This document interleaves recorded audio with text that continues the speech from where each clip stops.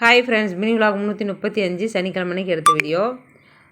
மூணார் டூர்லாம் முடிச்சுட்டு சனிக்கிழமை 3 மணிக்கு வீட்டுக்கு வந்துட்டோம். 2 மணி நேரம் ரெஸ்ட் எடுத்துகிட்டு கிளம்பி திண்டுக்கல் வந்து 7:45 ட்ரெயின் ஏறியாச்சு. வைகை எக்ஸ்பிரஸ் ஏறிட்டு குடியாந்து சேர்ந்துட்டோம்.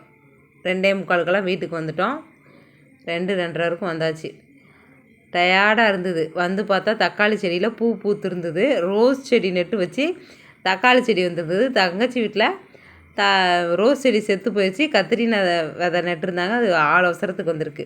செம்பருத்தி பூச்செடியிலையும் பூ வந்திருக்கு, ஆனால் கொஞ்சம் பூச்சி அரிச்சிருக்கு. மருந்து போட்டு விடணும், எறும்பு மருந்து.